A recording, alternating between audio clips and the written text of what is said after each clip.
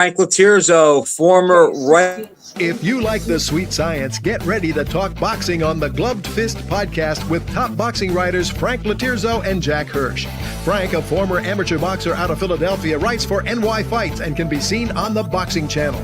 Jack, an amateur boxer who competed in the New York Golden Gloves, was a 6-term president of the Boxing Writers Association. And now, here's Frank LOTIERZO and Jack Hirsch. And we're back. Welcome to Gloved Fist. My name is Frank LOTIERZO, former writer, try to be full-time observer, joined by Jack Hirsch, former 6-term president of the Boxing Writers Association of America. We're a little late coming on tonight. Not a big deal, Jack. How are you? I know you wanted to fight. I hope you weren't late. Well, I had, my apologies, technical difficulty getting on here. And it kind of reminded me of the past when they've had those closed circuit showings and the picture of the big fight. Now asked me, for example, the Leonard Hagler fight. I never saw it live because the place that I saw it at, they had technical difficulty and they could never get the picture back. So I was having this problem, but I'm glad I had my backup thing on the screen. And yeah, Saturday night. That is scary, Jack. I had that happen too at the Leonard Hagler fight. 5 minutes before the fight, they lost the picture for a couple minutes. Yeah, well, I lost it. I didn't see it all together, but that's another story. Oh, I would have gone crazy. Saturday night, I was at the Barclays Center, and it's what boxing's about. I mean, it was a great fight atmosphere. A one-sided but exciting main event. And it kind of reminded me of a take-back fight, even though it played out slightly different. Of the first Joe Frazier, Jerry Quarry fight, in that Frazier completely dominated the fight for the most part, except for one round, except for the first round. Second round was somewhat close, but the point is this. Zayas has one big round, and he could probably hang his hat on that for quite a long time because as Boots gains in stature and does what we both think he's going to do, establish himself as an all-time great and be completely dominant, we're going to look back on what Zayas did. Yeah, but Zayas hurt him a couple of times. He shook him up. And other fighters are going to hang their hat on that in a sense. Oh, well, you know, he could be had. Look what Zayas did to him. Never mind that Boots dominated the fight. Never mind that. Zayas did have a couple of moments. And I'll admit, sitting there in the third round, I forgot I was a reporter. I was covering it for my publication, Boxing News Monthly. Frank, I turned into a fan. I'm ashamed to say it. I got caught up in the excitement. I'm going, Tris Dixon, a great journalist, was sitting next to me, and I'm going, he's hurt, like Boots is hurt. I didn't go into the fight rooting for one guy over the other, not at all. But as it turned out, Zayas was so outclassed, and you thought he'd have no chance at all. Just the idea he could come back, Frank, and for a moment, I thought to myself, Zayas might actually take him out, and he's going to be the next Puerto Rican superstar. Maybe Zayas is as good as, you know, he says he is. The laugh is on us that Zayas is maybe going to be the next Felix Trinidad or whoever else. But the other side of that is we've wanted to see Boots face adversity, and he did. Now, some people are not happy the way he fought out of it, and like, you know, I heard Terrence Crawford say, well, he doesn't know when to hold or how to hold. And I agree with that. And down the road, that might be an issue. But on this night, he showed that he could come back from adversity and he fought out of it. So I think, as we talked before the fight, I think the stature of both guys went up. The only thing I'll say, look, Boots has all the tools. He's the real deal. I don't know if he's the next Crawford or Leonard. I don't know if he's that guy, but he's one of those guys. And he has all the tools. He does need to calm down a little bit, Jack. He's too much of a killer be killed guy. He really showed a terrific jab early in the fight from both sides, and then he abandoned it. But, you know, look, he answered all the questions. I don't know if he's the next all-time great. but I am not going to write that off. I think he's clearly one of the 10 best fighters in the game. As you said, it was a one-sided fight, but Zayas did acquit himself well. He did push. He was Boots' hardest fight, even though he didn't want to say that at the press conference. And he faced adversity, and he did what great fighters do. He came back. He has all the tools, Jack, but he gets hit. And as I said, I don't care if George Benton is his trainer. That's his DNA, and he's always going to be that guy. Where I said the difference between Crawford and Leonard is, as much as they try to take your head off, they would box you first and then try to set the table and take your head off. Boots is more of a guy. He's going in with the big guns the first time he sees a chance, and he's going to open up. But I'm going to tell you, Frank, Boots is better defensively than people think. When He made a miss. When Boots is trying to make an opponent miss, the way he was trying to make Zayas miss, he makes a miss. Boots gets hit when he's offensive-minded, when he's attacking. But if Boots just wants to box, he could box very commendably, very commendably. But Jack, he can do that. But remember, all the guys, look, Sugar Ray Leonard got hit, Robinson got hit, Hearns got hit, Hagler got hit. The guys that are trying to take your head off are going to get hit because in order to do that, you have to be in range to hit him, and he can hit you back. And that's what happens. He gets caught during exchanges, and so does Zayas. And so did Zayas. Right. And to me, if you eliminate the third round, it was completely one-sided. Zayas would come forward, and he was getting hit with terrific shots, not only to the chin, but the body. Terrific shots. Boots was digging down and really teeing off with real combinations. And even though Zayas went down 3 times, he showed a superb chin. And he showed a lot of heart and fortitude, Jack. But I disagree. I had someone try to tell me that they thought Zayas fought the wrong fight. I don't think he fought the wrong fight. I think Boots didn't give him a chance to box. He was trying to take his head off, and it was like sink or swim. I don't think that's the way Zayas wanted to go about fighting, and he even said that. But, it's like trying to blame Joe Frazier or Quarry for banging with Frazier. Quarry didn't have a chance. Some people say, well, Hearns should have tried to box Hagler. Hagler didn't let him. Boots kind of imposed his will on Zayas the same way. And as we said before the fight, he just is a little bit better at everything, and he has more tools. You're correct on this. If Zayas had tried to box, had tried to circle the ring, Boots would have been right on him. Oh, he would have swarmed him, Jack. Yeah, he had to try to get his respect. And look, in the third round, he clearly did. But Boots is a special fighter, and he said, "You know what? That's not going to scare me. You're not going to fight me. I'm going to fight my way out of it." And he did. And I'm going to tell you, Frank, this might sound crazy, and I don't know whether this is going to be the case. But boxing is about having a brand. And by this time next year, Boots, for example, he could beat Josh Kelly, who I think he's going to fight in this next fight. That's what Eddie Hearns said. He'll take him apart. He'll take apart Sebastian Fundora. He'll take apart Virgil Ortiz. I don't give Ortiz very little chance. But guess what? Zayas needs just one halfway decent win, and he might actually be bigger than Boots next year, as crazy as it seems at this moment. And I'll give you a perfect example. Ryan Garcia loses to Riley Romero, and the attitude is, who cares? It didn't mean a thing. It didn't hurt. But Jack, Zayas doesn't market himself, and he's not the wise guy or bad guy that Ryan Garcia is. Zayas is more laid back and pretty easy going. I don't know if I agree that he's going to explode that big, because he's just not that guy that is, boisterous like Garcia. He might be bigger than Boots. Okay. If Boots fights 2 times in the next year, let's say once every 6 months till next summer, and let's say he beats Josh Kelly in his next fight, who's a belt holder, and then he beats Sebastian Fundora, which he certainly will, both fights.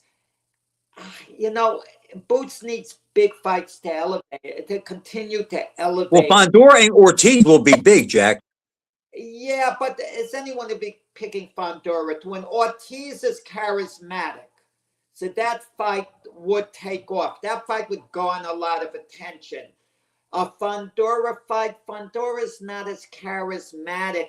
The fight doesn't excite you. And no, I can't imagine anyone picking Fundora to actually win. A few people might actually pick Ortiz to win. They might actually pick Ortiz to win. Ortiz will, because he can hit and he'll mix it up. And right. I've seen him hurt too, so it's not like he has a concrete chin either. Yeah. And the one guy, Terrence Crawford, last Thursday night, I saw him at the Boxing Writers Association of America's dinner, and he said he's not coming back to the ring point blank. Now, Frank, we've heard fighters say that constantly before, and guess what? They come back.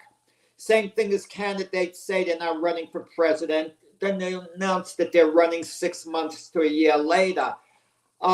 Do I believe Crawford when he says he's not coming back? I kind of believe him, and he shouldn't be pressured to come back at all. Yeah, a man retires, leave him alone, okay? Unless he retires when he had a ready-made opponent in the legacy fight waiting for him at that moment. Then that's another matter. Then he Crawford's not coming back, Jack. They said Lennox Lewis is going to. I don't think he's coming back. Like he said, this is Boots' era. And Jack, seriously, that was Boots' best night the other night. Could anyone have seen any path for him to beat Crawford? I just don't see it. I mean, unless Crawford becomes old overnight, there's no path. No, I see a path. I would pick Crawford at his best to beat the Boots I saw, Saturday night. But I certainly wouldn't count Boots out. I certainly think he was in there with a legitimate shot. If they fight within the next year, I wouldn't give Boots much of a chance. But I don't think they're going to. And I respect Crawford for that. I think he's like Lennox Lewis. But Crawford was talking about Boots, saying this and that. Oh, he's not on my level now. Don't talk like that. You're retired. Don't compare yourself to anyone at this point. You're retired. Well, he did, but Jack, he did say it is his time, and he wishes him well. But it's like I could see his point because he probably got tired of hearing that Boots is the guy that he should fight, and he's afraid of him. It's like nobody need. We don't need to see that fight. If you no, but if Crawford is certain Boots isn't on his level, and he's not concerned about boxing longer because of what the sport might do to him long term. If that's not an issue, then take the darn fight. It's the biggest fight in all of boxing. And it would, and make no mistake about it, Crawford could use a tiny bit of a legacy boost, only in this regard, when we compare him to the other greats like a Sugar Ray Leonard, for instance. Not many people are putting Crawford ahead of Leonard because Leonard had the legendary fights. If he beats Boots, nobody's going to put him ahead of Leonard either. Yeah, I suppose. No. At this point, yeah, Boots would have to do more. No, I'm all for Crawford staying retired. Let me. All right, Jack, that was a great fight. Okay, the third round is as good as it gets. You had two guys that at or near their prime that they fought. Great fight, but I have two issues. Go ahead. That's the example I meant in the beginning of the show. Frazier Quarry won the first fight. They had the round of the year, and the fight of the year came in second place. Right. I can see a repeat of this with Zayas and Boots. The third round maybe being the round of the year, and the fight absolutely being a runner-up. Jack, two things. Okay.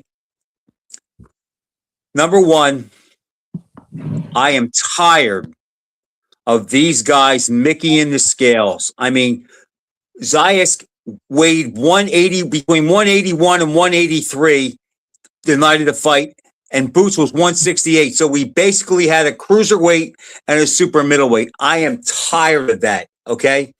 They have to do something. These weigh-ins a day and a half before the fight. That's too much time. I'm sorry. I don't like that. I mean, the weight limit's 154 and you got a guy 181 and a guy 168 fighting.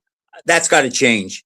The other thing is everybody got on me. Are you going to get this fight? I tried to order it through DAZN, Jack. I tried to go through it. And you know what? I couldn't get it. Okay. For some reason, I couldn't get it on my phone, my TV, or my computer. And what really is sad about it is, think about this, Jack. Think about if you were 10 years old and I was 8 years old and we saw that fight Saturday night. We would have been boxing fans on Sunday. And because of the way that's the reason why we are boxing fans, because we saw all those fights on network and cable TV. Think of the kids that could have been exposed to boxing that weren't. They have no idea about that fight last night, had no idea who won, how great it was. And it's like, how is the sport going to grow and get more fans? Because when it's boxing like that, it's better than MMA or any martial art or any of the other sports. It's the most exciting, but nobody sees it. And I tried to see it and didn't care about the $75. I wanted to see the fight and I couldn't. I had to see it on a pirate stream that a friend of mine sent me. Then I watched it again on YouTube right after the fight. Yeah, I'm going to comment on that in a second. I just want to mention Dave Diamante, the ring announcer, is going to be our guest in a few minutes. He was the ring announcer there at the Barclays Center. But Frank, you're 100% correct. I left the arena with Bobby Cassidy Jr., excellent. We had him on, right. And right, we had him on the show, and I was talking to him saying, we don't have the same fight fans we had when we were younger. I would go myself to the fight, sit in the stands, watch it. I'd really be into boxing. It's more socialization thing. The Barclays Center is crowded. It's like date night, young friends getting together. They're not true fight fans in the sense of following the sport like the 8-round fighters. I mean, we had Ben Whittaker on the undercard. No one even gave a darn about Ben Whittaker, and we have Bryce Mills from upstate New York on the show. He was on the show against Emiliano Vargas. Unless they were fight fans, they didn't care about Emiliano Vargas. They were into Boots and Zayas, the whole hype on that. But you're right, Frank. It is so frustrating trying to get the fight. Jack, Joe Burke. Frank, if you're not tech savvy, I had a hard technical difficulty, and my wife, who's tech savvy, got me on here. I wouldn't even be doing this show with you tonight, Frank, if she wasn't tech savvy. So you're probably upset with her now. So, no, not at all. I don't want to do it by myself. No, but Joe Bergman and I were talking about this, Jack, and it's like, and a couple other guys I was talking. It was like, it was such a great fight. And look, those are the fights that got you, me, Joe Bergman, Russell Peltz, all those guys, Henry Hascap, all of us guys got into it because we saw a fight on TV and it was so good, or there was a guy that we were captivated by and it got us into sport. These kids are not exposed to it today. It's like, and how many times do you get fights like that where you get two young guys, like, as I said, at or near their peak with still a good future ahead of them who we're going to be hearing about, and nobody saw it. So I don't like the DAZN model, Jack. You know that. I don't like it. It's like, I just don't think it does anybody any good except the people who own it. I think, I gave in and I got the yearly package unlimited for $449. I didn't need it for Saturday night because I was there, but you could always catch the replays, the full fight, the next day if you're a subscriber.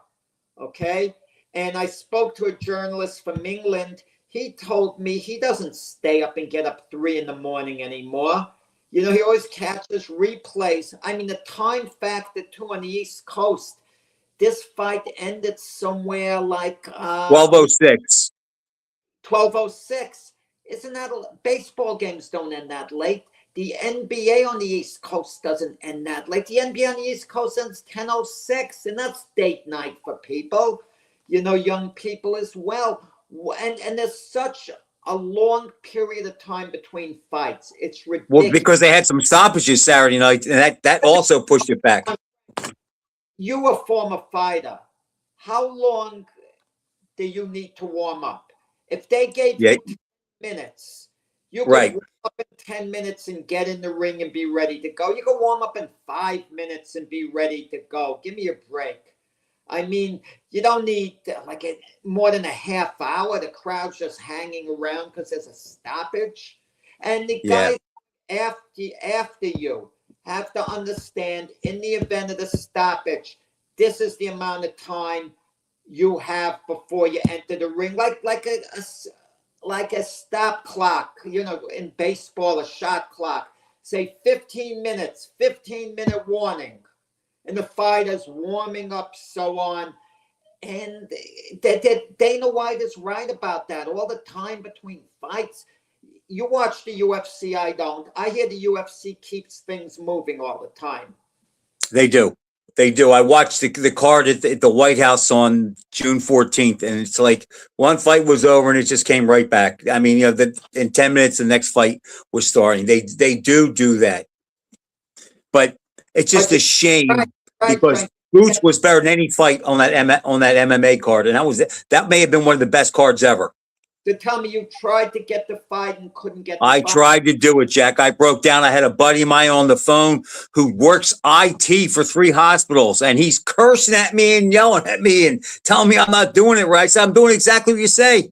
He goes, well, I don't know what it is, but I couldn't get it on the phone, the TV, or the computer. I would have watched it on a pen if I could. I was so desperate to see it. But luckily, a friend of mine sent me a pirate stream that I watched it that way. And then just to make sure I saw everything right, I went on YouTube and then I watched it immediately after the fight. And it was, everything was the same fight. The picture was good enough, but they have to change the model. And Jack, I don't like, and you touched on another thing. I don't like the fact that they have these weigh-ins, the weight disparity. I don't like that the fights start too late, but we're just a bunch of old guys and they're not going to change. Right. I don't want to get in a habit of us just complaining how wrong things are, because people who tune into this fight tune in because they want to hear about the fighters. Okay. I mean, I think we've gotten our point across.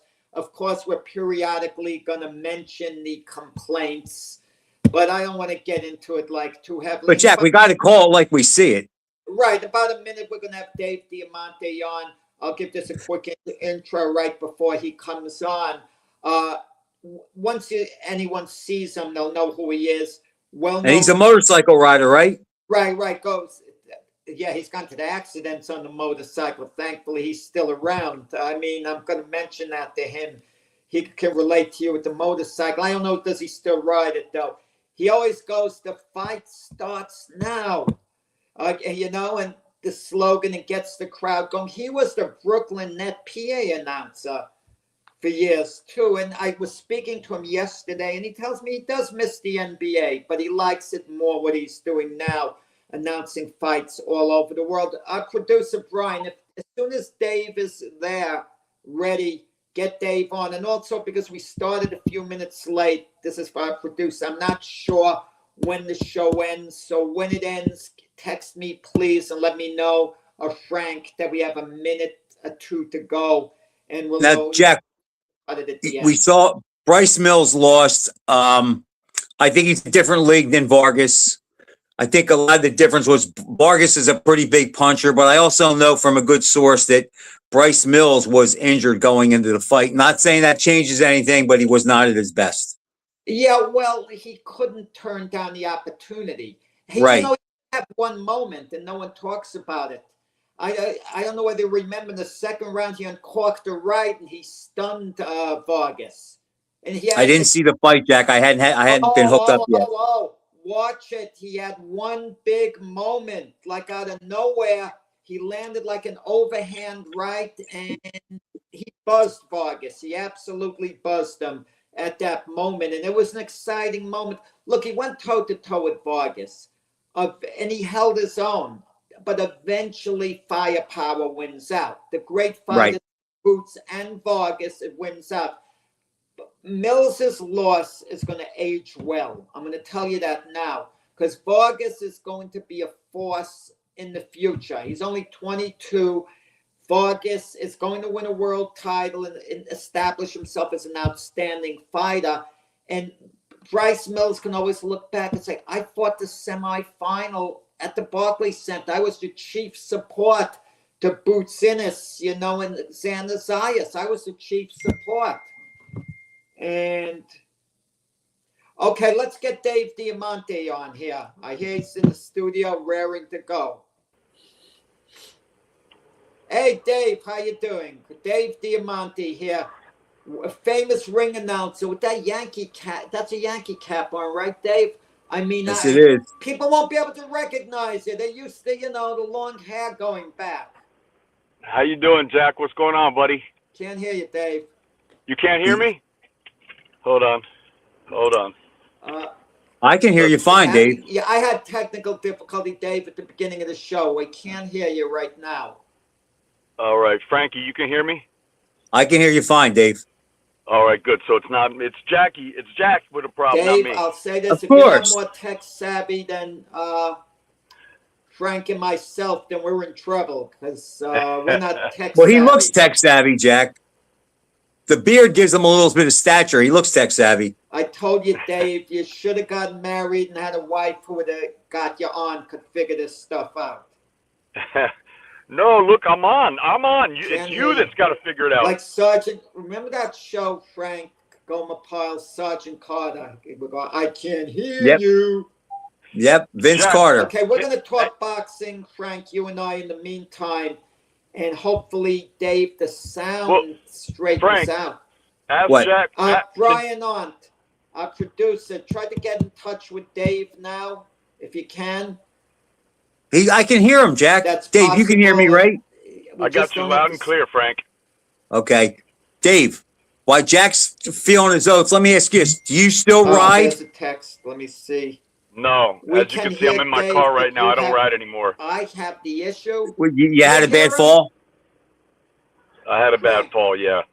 Okay. Yeah, I hear him fine, Jack. We're talking about motorcycles. Frank, you talk to Dave in the meantime. Okay. Yeah, Dave, what did you ride when you rode? Well, over the years, many different bikes from, my favorite was Suzuki, but I had Hondas, I had Kawasaki's, I had a Ducati, I had a Harley, I had Triumph. I had many bikes over the years, but yeah. I had all of them. Many bikes. I never had a Ducati though. Yeah, I had an M900, nice bike. It was good. It was fun. But yeah, no, I'm not riding anymore.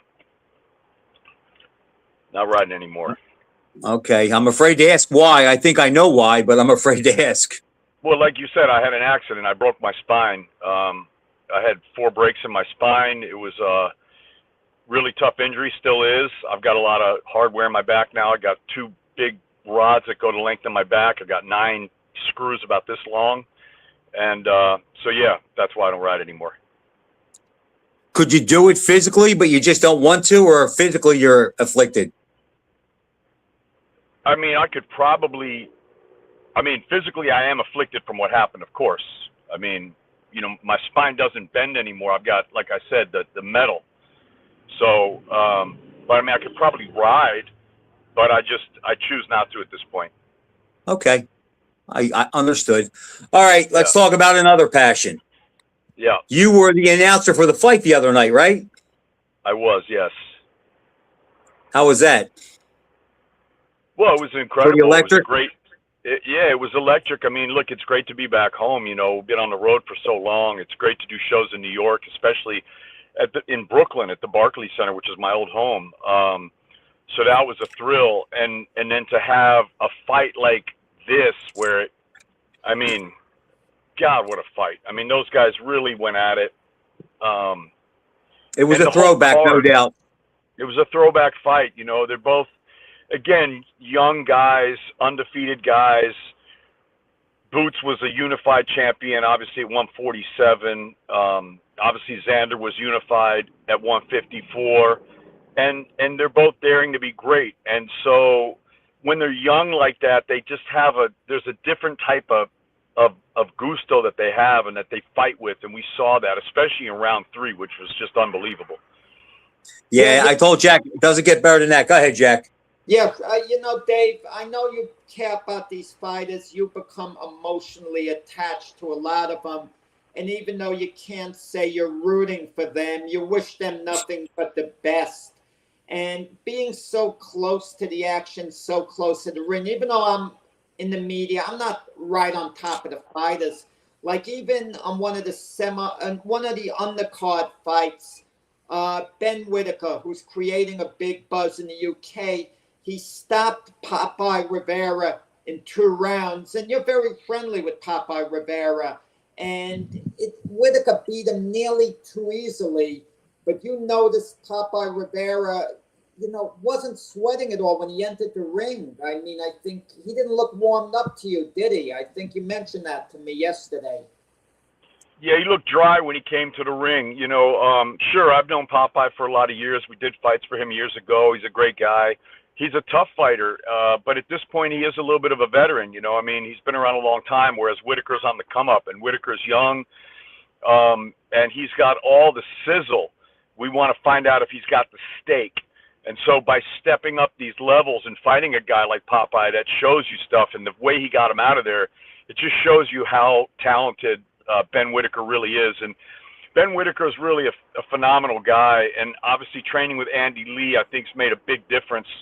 Andy's a top-class trainer and a top-class guy, and he doesn't mess with guys that he doesn't really care about.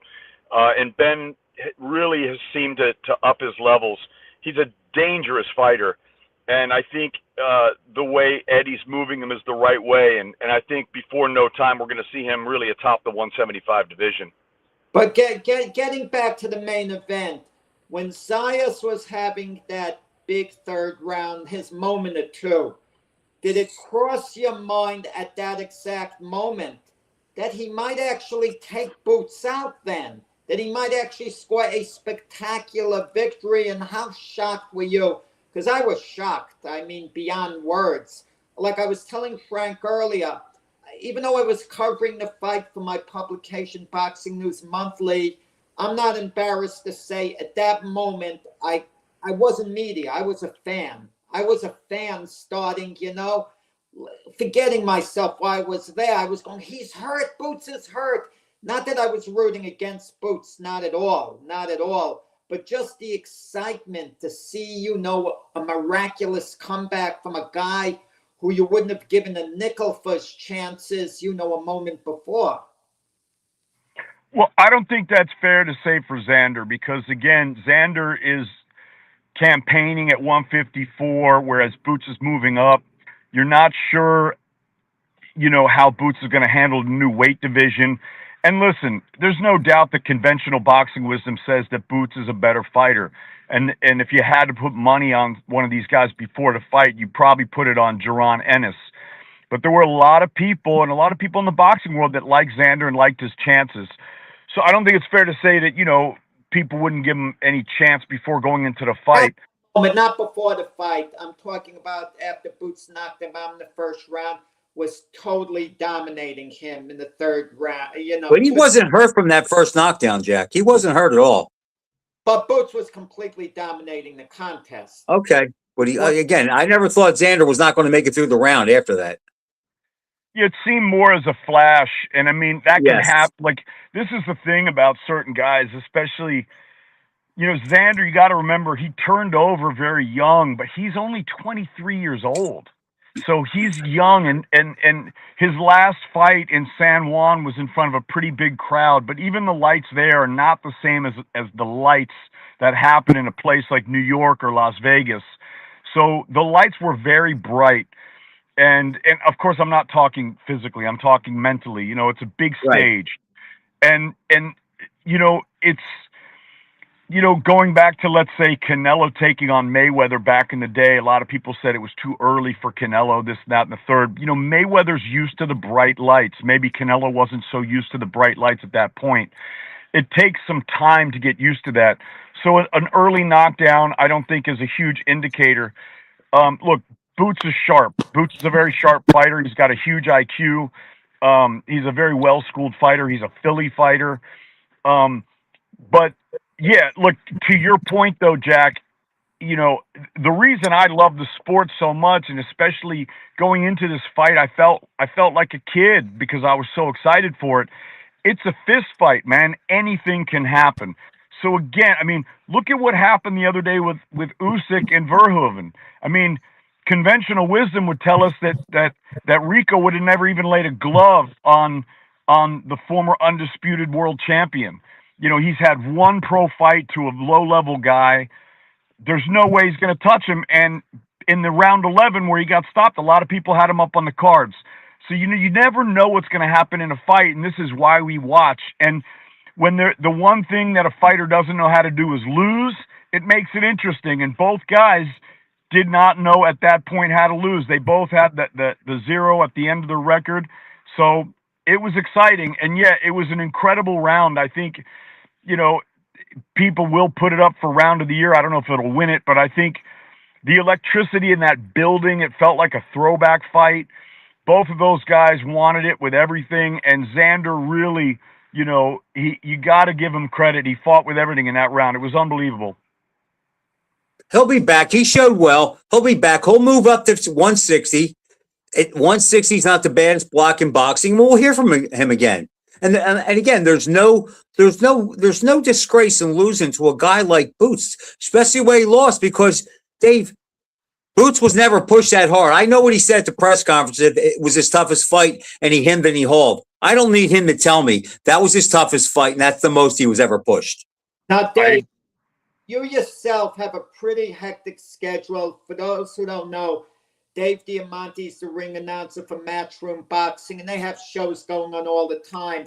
And Dave is all over the world. I mean, how do you compare that to when you were the public address announcer for the Brooklyn Nets of the NBA? And how do you compare doing an NBA game to being a ring announcer?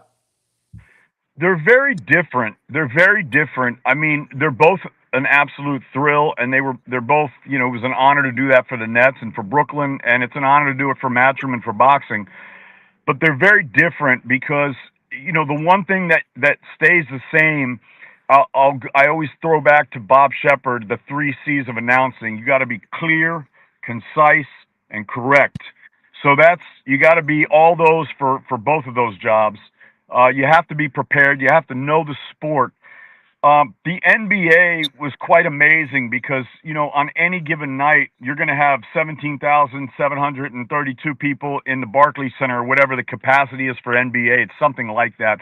I can't remember the exact number, but it's just under 18. So you're going to have a packed house, and, you know, huge stars come. I mean, you know, there was Paul McCartney and David Beckham and Bill Clinton and Jay-Z and Beyonce were there all the time. And so you have big stars at the NBA games, which is great. As we do also with boxing. I mean, the other night there were tons of celebrities in the building, but the NBA runs like a really well-oiled machine. You know, with Matchroom for boxing, they're probably maybe the best well-oiled machine in the sport, because we do fights more often than not, you know, each week of the year. We don't do them every week, but we do them a lot. And we do them all over the world, which is an incredible testament to the company, because people know and promoters know, even just throwing one show in your hometown is very difficult. So for these guys to be handling the schedule that they handle with the small team that we have around the world it's quite something. But they run it very well, and it's great working with them. But as a PA announcer for the Nets and for NBA, you have to be always correct, but you don't have to be impartial. You know, in a way, you're kind of the man, the guy on the bench, because you're trying to get the crowd into it to root for your team. Whereas with boxing, I never do something for one fighter that I wouldn't do for the other. So even, like, let's say the Ennis-Zayas fight, you know, I know Xander and his family quite well. I've spent time with them. He's a lovely guy. And, of course, I know Bozy and Duran for a long time. So, you know, yes, Duran is with Matchroom, but that doesn't mean that I always tell fighters, I don't root for any fighter. I want the best man to win, and I want them both to stay safe. So I never try to big one guy up more than the other guy. I try to really do it evenly for both fighters. Yeah, I got Frank LOTIERZO mentioned something early in the show, and he could chime in with this about weigh-ins. You conduct the weigh-ins, you know, for the Matchroom fighters, for any show that you're working. What's your feeling about it being held when it is? Should it be held on the day of or the night of? I don't know what the answer is. And what did Boots weigh, Dave, and what did Xander weigh? How did they? In other words, Frank, I mean, Dave, Have you ever seen a fighter who looks one way to you at the weigh-in, and then you look at his body the next day and you think, this isn't the same guy? I'm not asking you to give us names. This guy is like, so much bigger. It's striking to you. Well, that happens all the time, but first of all, this is really up to the sanctioning bodies and the commissions, right? Whether it's like the fight the other night, the New York State Athletic Commission, or whether it's up to the sanctioning organizations. I think some organizations have a clause where you can only gain X amount. X amount. Exactly. So that's up to them to decide that. I stay out of that type of politics.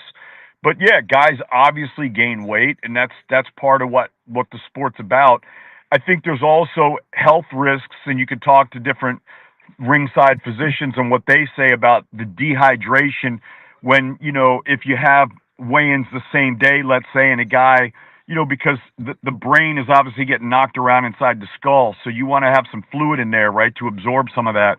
And if guys are too dehydrated, it can become dangerous. I think, and again, I'm not a doctor, but that's what some physicians have said. I've heard them say. I don't know the validity of that, but that's all stuff for the sanctioning bodies and the commissions to figure out. I don't like it, Dave. And look, what you said is true about the water in around the brain. But it's funny, heavyweights hit the hardest, and yet we've seen the least amount of deaths in heavyweights because they don't have to starve themselves or dehydrate themselves to make weight. I just don't like the idea that, as great as that fight was Saturday night, you basically had Evander Holyfield fighting Andre Ward when it came to weight, and I just don't like that. It's like they were junior middleweights, yet one guy was a cruiserweight and the other guy was a super middleweight when they got in the ring.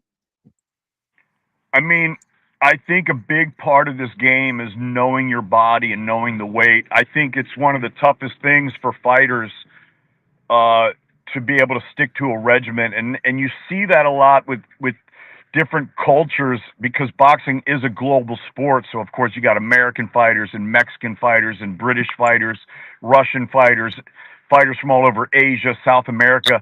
Some guys take the game very serious and they stay in the gym. And that's the way to do it. Don't start training until they get a date. And that stuff can really show up in the habits. I mean, it's just, I mean, Ricky Hatton used to call himself Ricky Fatten because he gained weight between fights.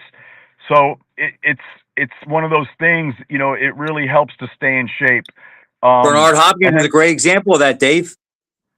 Well, there you go. Like he said, he goes, when I go to camp, I'm working on strategy. I'm not working on reducing and cutting weight. He goes, 90% of these guys, they have to go to camp to lose weight. Then the last week, they talk about a strategy. He stays in shape. And talking about the heavyweights, it's really interesting, but you talk about the strength of their punches, but yet the least amount of deaths. I don't know the numbers on it, but from what I understand, the serious injuries really happen from accumulation of punches, not from that big knockout punch, right? So rounds of fights, but dehydration, a lot of times I feel plays a role in it. But it's what it is. But anyway, very unfortunately, what it is. Dave, ring announcers have their slogans. Of course, Michael Buffer's "Let's Get Ready to Rumble" is legendary. Jimmy Lennon, it's Showtime. That was ideal, especially when he was calling fights on Showtime. Yours is "The fight starts now." That gets the crowd going. Did you have to actually think of a slogan? Because I can't imagine a high-profile ring announcer like yourself not having one. You have to have something to hit the crowd with full force. How long did it take you to think of that, and how did you think of that one? Well, that's a great question, Jack. And I think that the important thing, the role of a ring announcer is very interesting because, you're the only guy talking to the crowd and talking to the TV crowd as well. Whereas commentators are just talking to the TV guys, you're talking to both TV and the live audience. And you really want to, of course, convey, like I said, the numbers correctly, the records, the weights, the hometowns, the name, the nickname, all that stuff. But at the same time, you also want to get everyone excited, including the fighters, right? Including the fighters. And you want to bring the crowd into the action.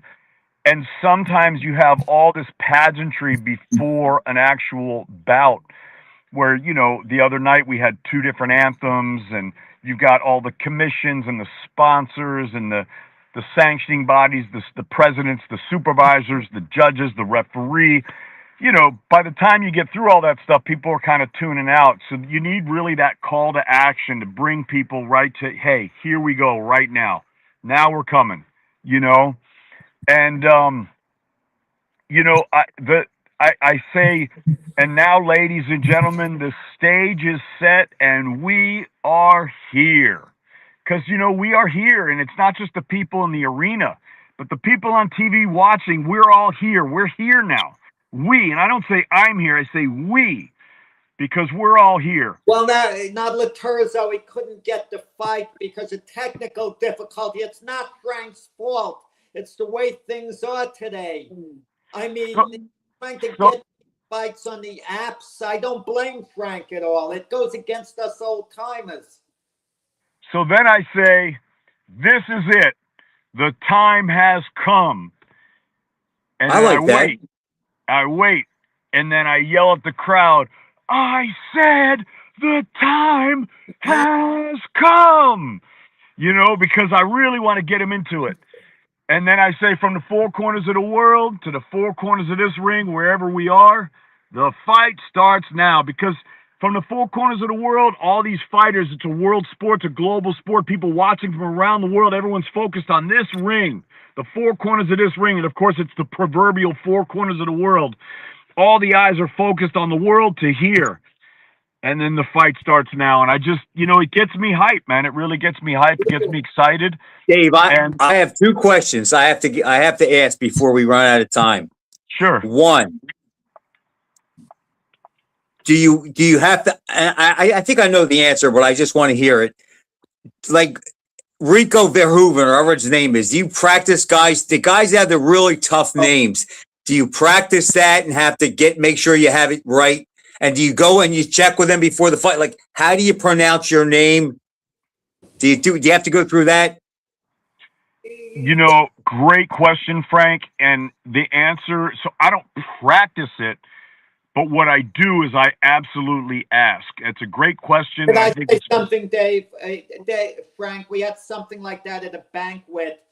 Dave checked with me on the name, and he said, are you 100% sure? Nice. And I said, I'm practically 100% sure. And Dave walked away from me. That wasn't good enough to be practically. I had to know it perfectly and give him my word on it. It was at one of the. All right, Jack, let him finish answering the question, because I have one more. Go ahead, Dave. So you go up to the fighter and you say, how do you say your name?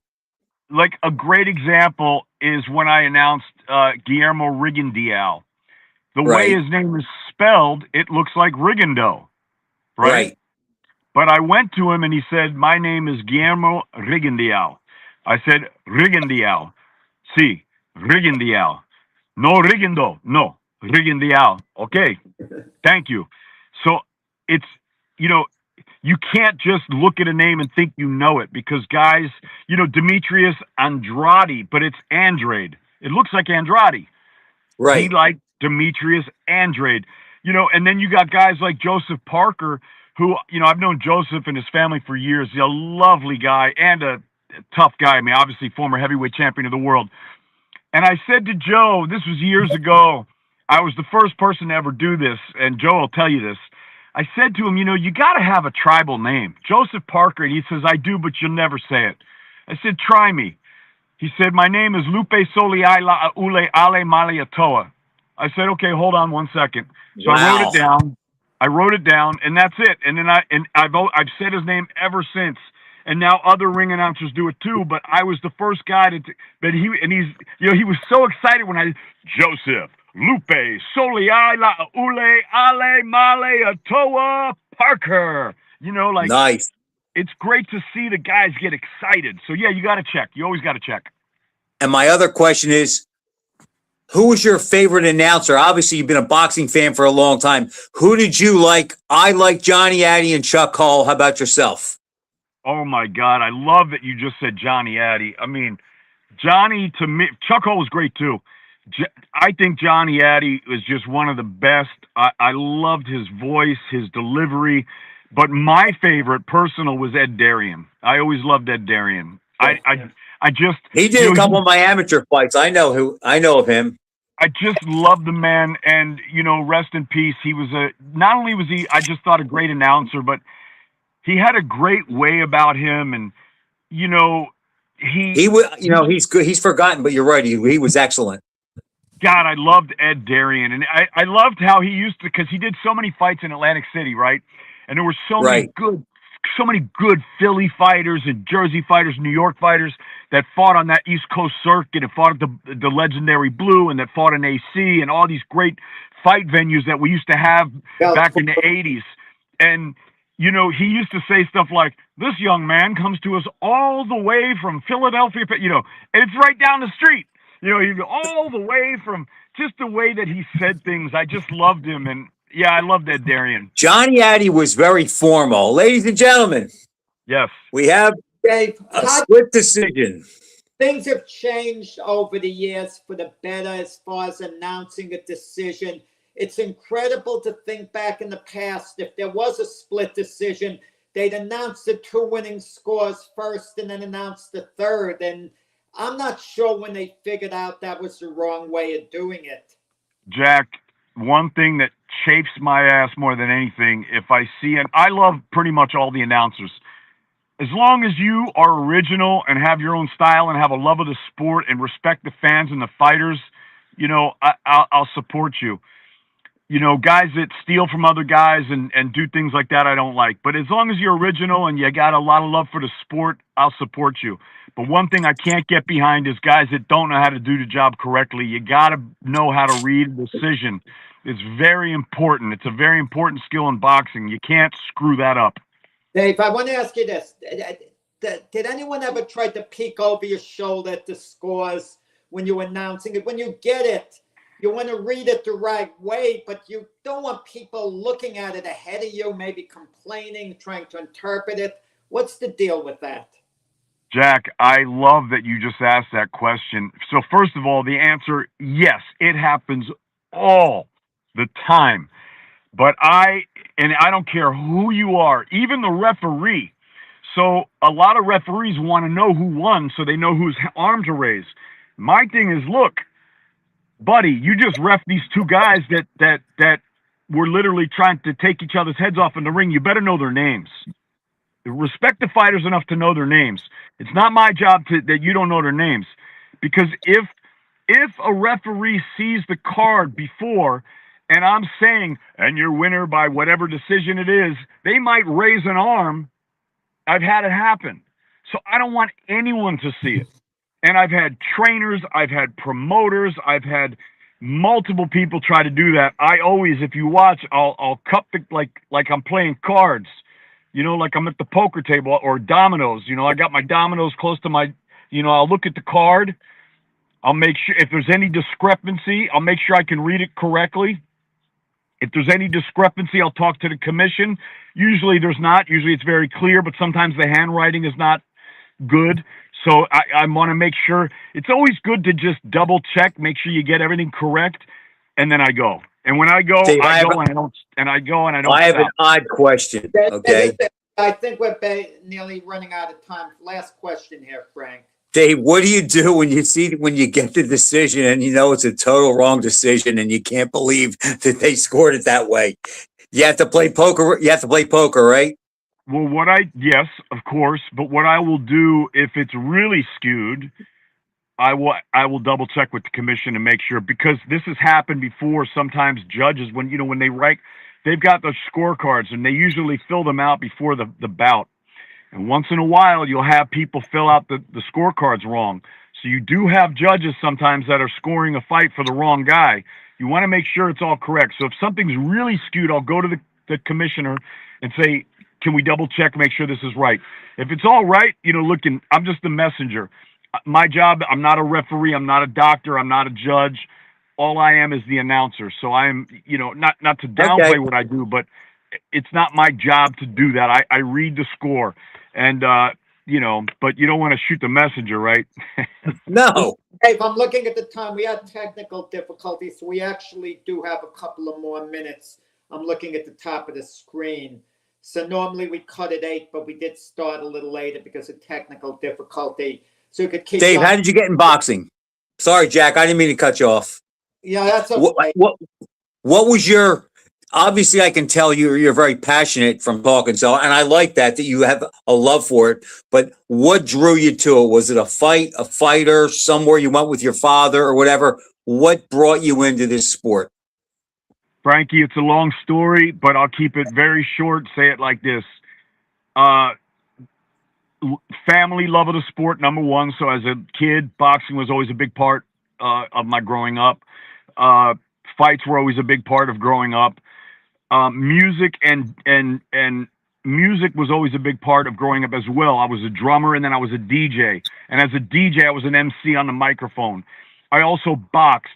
And I never wanted to be a fighter, but I love to fight. I love to box, and I did box, and I trained for a long time. So I melded really my two passions. That's really it, you know, just melding the entertainment and the fighting. But again, you know, it's about getting in where you fit in. I didn't want to be a fighter. That was never my dream. I love to fight, and I love to be in the gym. I love to train and spar and all that stuff. But I don't want to be a fighter, you know. It's a tough way to make a living, and Well, you're not kidding. Dave, the more you box, the more you got to respect these fighters for what they do and how difficult it is what they do, and that's why it also really upsets me when guys don't take the time to get guys' names right, their hometowns right, their nickname, you know, because these guys are putting everything on the line. The least you can do is to get things right and make them feel special. Call them by their right name and where they're from and show them that respect. Absolutely. And that's part of the reason why I double the surname, because it's just like they deserve it. You know, when you say that first name, you know, like, you know, Ennis, you know, everyone's cheering, which is great. But that second time, Ennis, it like breaks through. You know, they really hear it. They deserve it, man. Dave, you look great, but a while back you were in a horrific motorcycle accident. You look fantastic. Are you still riding the motorcycle?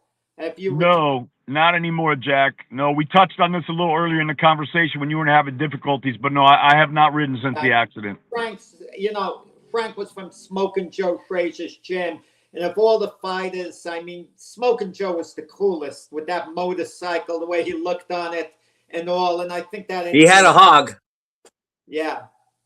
Joe was an amazing guy. I mean, yeah. I remember having dinner with Joe and Chuck Zito many years ago at Scores.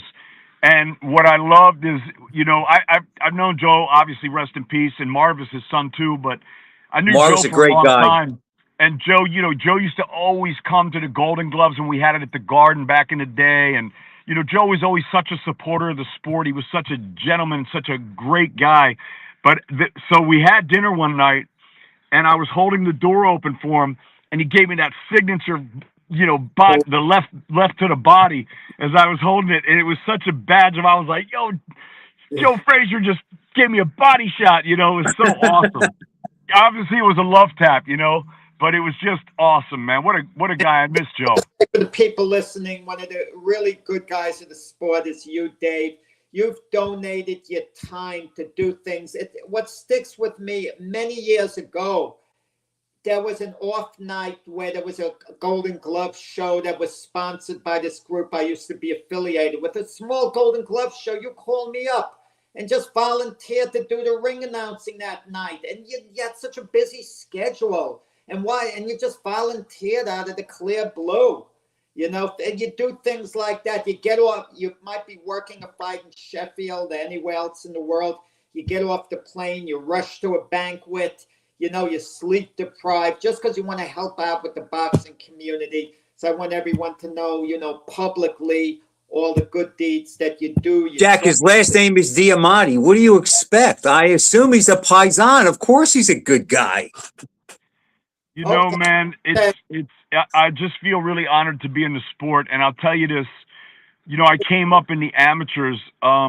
We have to go soon, Dave. So basically, but thank Finish you the for the story, compliments, Dave. Jack. Yeah, you know, yes, boxing, it affords you a lot, and there's a lot of guys doing a lot of great things. I mean, what's really strange, you know, I did a lot of work, volunteer work with Boyd Melson and his team Fight to Walk, and then also Danny Jacobs when, you know, because he had the spinal issue with the cancer, and I did stuff with him about spinal injuries, and then I go ahead and I break my spine.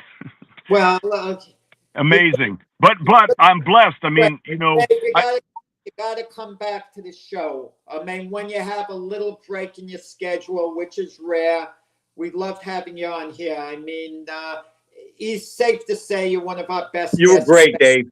Yeah. guys, I really appreciate you having me on. It's an honor, and love you both, and just thank you for what you guys do. And yeah, great stuff, and I hope to catch you at the fights very soon. All the best, Dave. We'll be talking. Take care. See you guys. Thank you. See you, Dave. Bye-bye now. Okay, that wraps it up, Frank. Great guest in Dave. Yep. You know, fascinating guy. He was great. Okay, see you next week, Frank. It was a lot of fun. See you later, everybody.